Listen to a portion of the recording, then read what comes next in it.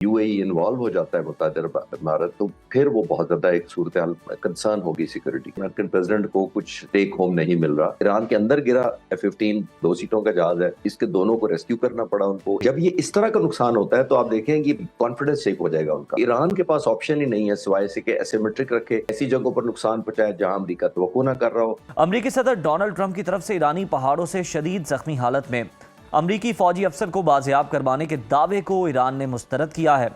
पासदारान इनकलाब का कहना है कि अमरीकी सर्विसमैन को बाजियाब करवाने का ऑपरेशन नाकाम हुआ। दूसरी जानिब ईरानी मीडिया का दावा है कि मुत्तहदा अरब अमारात भी ईरान के खिलाफ जंग का हिस्सा बन गया है। ये सूरत हाल कितनी ख़तरनाक है, इसका तज्जिया करने के लिए हमें ज्वाइन किया है माहिर दिफाई उमूर air commodore retired Khalid Chishti. Khalid साहब, good morning and welcome to Suno Pakistan. Sir, सबसे अहम डेवलपमेंट तो ये है कि ईरानी मीडिया ये दावा कर रहा है कि मुत्तहदा अरब अमारात भी ईरान के खिलाफ जंग का हिस्सा बन गया है। ये सूरत हाल कितनी ख़तरनाक है और इस हवाले से आगे आने वाले दिनों में जंग के दायरा कार को किस हद तक अब आप फैलता हुआ देख रहे हैं? जी, बहुत शुक्रिया उज़ैर, आपने इनवाइट किया।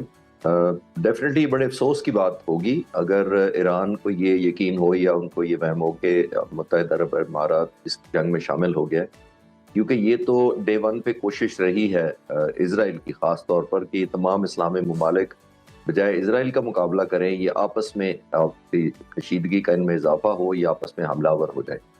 और अभी तक जो तकरीबन 5 हफ्ते हो गए जंग को, तमाम अरब ममालिक ने बहुत मेच्योरिटी का मुजाहरा किया और उन्होंने बिल्कुल हमले नहीं सिर्फ शुरू किए बल्कि एक दूसरे के रिस्पेक्ट करने की कोशिश की। ईरान ने भी मादरत की और कहा कि बरादर इस्लामी मुल्क है और हम नहीं चाहते।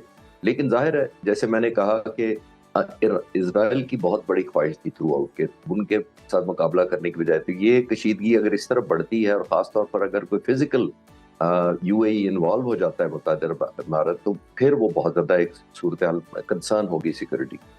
अब आने वाले वक्तों में जो आप कह रहे हैं कि किस तरफ जा रही है जंग, वो यही है कि सबसे बड़ा मसला इस वक्त ये है कि अमेरिकन प्रेसिडेंट को कुछ टेक होम नहीं मिल रहा। इतने दिनों से वो जंग की कोशिश ऑब्वियसली जीतने की कोशिश ही कर रहे थे, लेकिन उनके जो वेग या फ्लोटिंग या फ्लेक्सिबल मिलिट्री ऑब्जेक्टिव हैं, उसकी वजह से उनकी मिलिट्री कोई वो डिलीवर नहीं कर पा रही। आपने देखा इस क्रिटिकल मौके पर उन्होंने अपनी आर्म फोर्सेस की टॉप लीडरशिप को भी हटा दिया।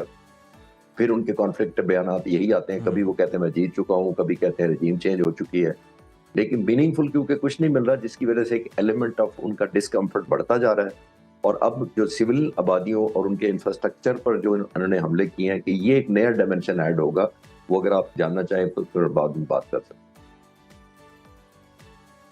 खालिद साहब, अमरीकी सदर डोनाल्ड ट्रंप ने ये ऐलान किया कि मंगल का दिन ईरान में पावर प्लांट और ब्रिज डे होगा। दूसरी जानिब 48 घंटे की डेडलाइन को ईरान मुस्तरद कर रहा है। क्या अमरीका ईरान के खिलाफ बाकायदा ज़मीनी या वसी फ़ज़ाई फौज कुशी की पोजीशन में नजर आ रहा है आपको अभी भी? ये जो अमेरिकन प्रेसिडेंट ने कहा है कि ये दिन होगा बिजली घरों का और इतना, ये बहुत ही खतरनाक कैंपेन है, क्योंकि ईरान के पास मेरा ख्याल है ज्यादा लीवरेज है। इसमें कोई शक नहीं है कि ईरान की वो बिजली बंद कर देंगे, वो पानी की डिस्ट्रप्शन कर देंगे, लेकिन ईरान क्या कर सकता है? ईरान ये कर सकता है कि जो opposite to state of Hormuz, जो जीसीसी का बॉर्डरिंग कंट्रीज हैं, उनके अंदर 815 वाटर डिसैलिनेशन प्लांट लगे हुए हैं।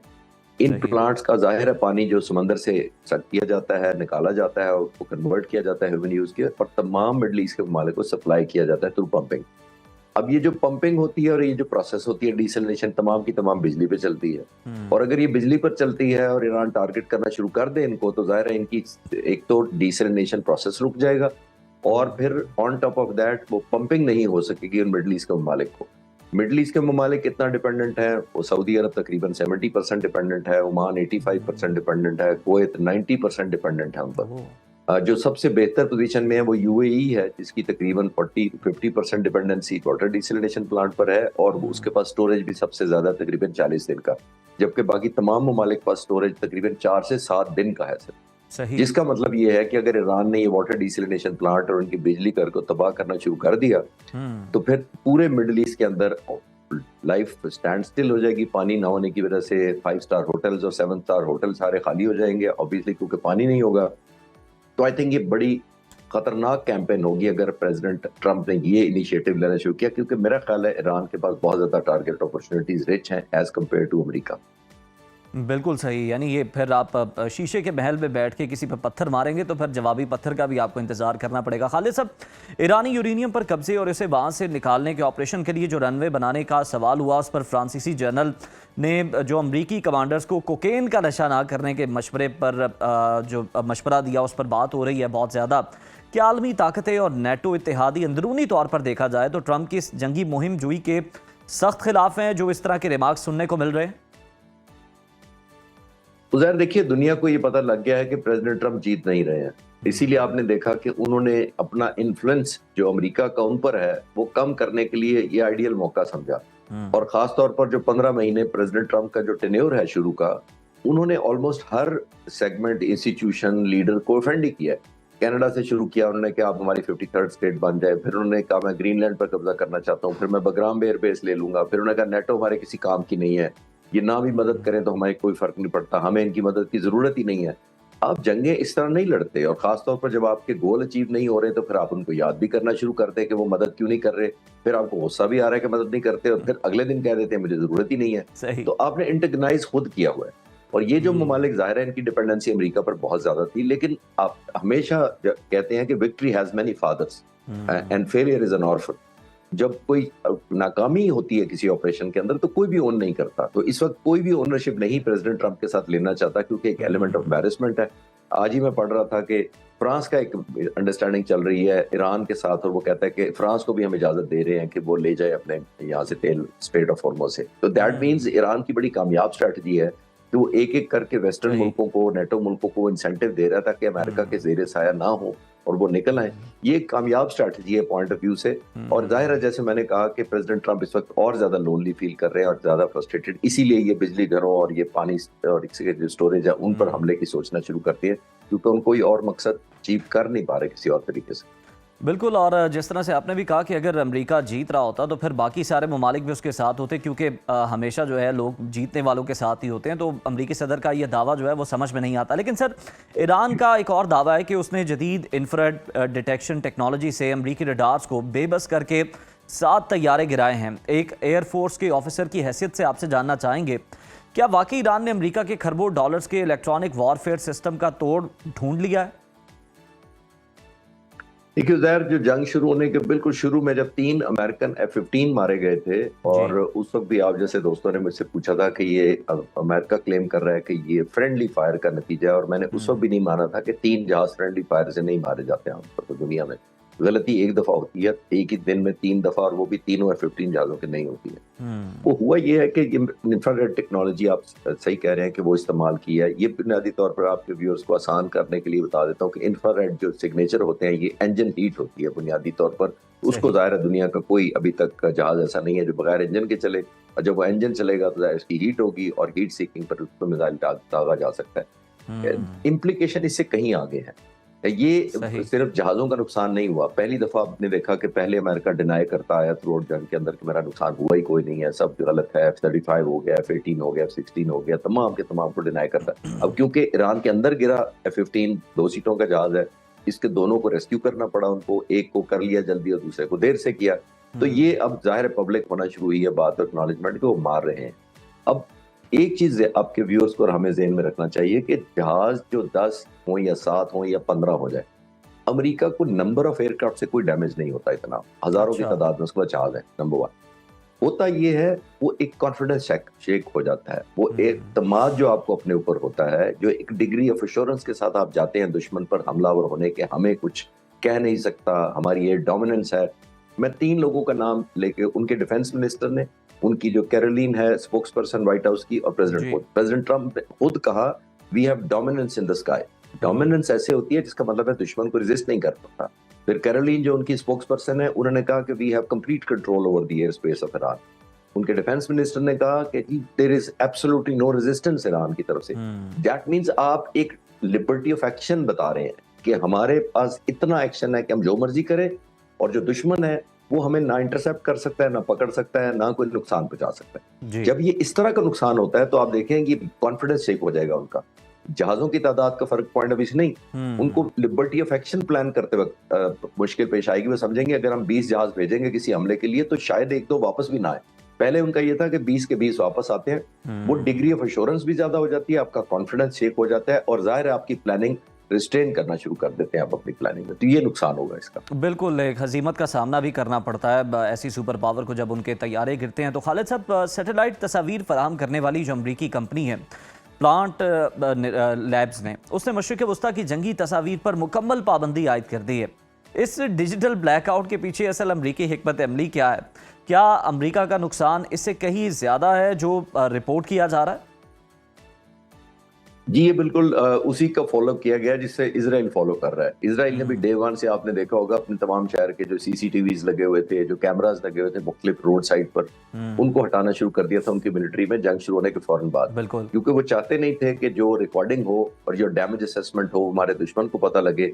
और जाहिर है उससे दो चीजें होती हैं, एक तो आपको फीडबैक मिलता है अपनी परफॉर्मेंस का कि ईरान ने मिसाइल कैसे मारे हैं, दूसरा दुनिया के लिए बड़ा ऑब्वियसली एक एलिमेंट ऑफ वो होता है इनपुट। और ईरानी लोगों को बहुत ज्यादा जाहिर है खुशी होगी अगर उनको पता लगे कि हमारे मिसाइल कितने कामयाब हुए।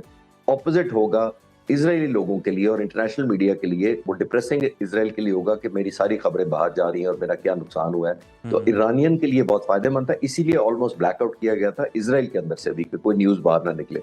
ये उसी की कंटिन्यूएशन लग रही है। और एक और आखिरी बात मैं याद कराता चलूं कि जंग से पहले, अभी जंग ये शुरू भी नहीं हुई थी, तो चीनी एक सैटेलाइट ने ऑब्वियसली एक पिक्चर रिलीज की थी, मवाफाक एयरबेस है जॉर्डन का एक, वो मैंने खुद भी देखी, जहाज भी काउंट किए। उन्होंने एक रिलीज की थी, अमेरिकन जहाज डिप्लॉय हो रहे हैं बिफोर वॉर, और जॉर्डन के उस बेस से आप गिन सकते थे कि तकरीबन 52 जहाज फाइटर खड़े थे और C-130 और C-17 ट्रांसपोर्ट जहाज लाइनों में खड़े थे। तो आपको एग्जैक्ट पता लग जाता है कि मूवमेंट क्या हो रही है, क्या रूट फॉलो हो रहा है, कितनी इंटेंसिटी से हो रहा है। तो ये बहुत कारगर होता है दोनों तरफ, जिसके पास भी इनपुट आ जाए टाइमली। बिल्कुल सही है। खालिद साहब, इराकी मुज़ामती धड़ों ने गुज़श्ता 48 घंटे में अमरीकी अड्डों पर कोई 18 से ज़ायद हमले किए हैं। तो क्या ये जंग अब रियासतों की बजाय गोरिल्ला वॉरफेयर के फेज़ में दाखिल हो चुकी है, जो कि फैलती ही चली जाएगी? ज़ाहिर बुनियादी तौर पर तो इराक के पास ऑप्शन ही बड़ी महदूद हैं। वो एसिमेट्रिक ही लड़ सकते हैं, steel versus steel, jet aircraft versus jet aircraft, tank versus tank तो मुकाबला कर नहीं सकते। अमेरिका है backed by Israel, obviously indirectly supported by middle east countries, उनके जो बेसेस हैं वहां से सपोर्ट मिल रही है। तो किसी स्टेज पर भी अमेरिका लड़ने की इस तरह पोजीशन में नहीं है कि वो न्यूमेरिकली आउट नंबर होके तो लड़ेगा, उसने तो सुपीरियरिटी से ही लड़ना है। लेकिन ईरान के पास ऑप्शन ही नहीं है सिवाय से कि एसिमेट्रिक रखे, ऐसी जगहों पर नुकसान पहुंचाए जहां अमेरिका तवक्को ना कर रहा हो, और ऐसा नुकसान पहुंचाए जो उसको ज्यादा लीथल लगे। लीथल का मतलब मैंने फाइटर जहाजों की मिसाल से साबित करने की कोशिश की है। वाटर डिसलिनेशन प्लांट हमने देख लिया है, मोसाद को जो वो हेडक्वार्टर भी कल परसों ने तबाह किया और मिलिट्री हेडक्वार्टर इजराइल के अंदर तबाह हो रहे हैं। तो आई थिंक ओवरऑल अगर आप देखें तो इस सारी रेन में रखते हुए हम देख सकते हैं कि ईरान वो कॉज करना चाह रहा है डैमेज, जो उसके लिए कल को नेगोशिएशन होती है तो उसको ज्यादा एडवांटेज बार्गेनिंग में मिल सकता। बिल्कुल, ये एडवांटेज मिल सके ईरान को और मिलता हुआ नज़र भी आ रहा है, लेकिन बाकी सारे ममालिक जो है उन्हें बड़ा डिसएडवांटेज हो रहा है, हमें भी ख़ास तौर पर। सर, आलमी मंडी में तेल जो है वो $100 फी बैरल से भी ऊपर जा चुका है, जिसकी वजह से अमेरिका में पेट्रोल $4 गैलन तक पहुंच गया है। क्या ट्रंप ये जंग सिर्फ मशरिक़ वस्ता में अपनी साख बचाने के लिए लड़ रहे हैं, या फिर इसके पीछे मौशी गठजोड़ कुछ और भी हो सकता है?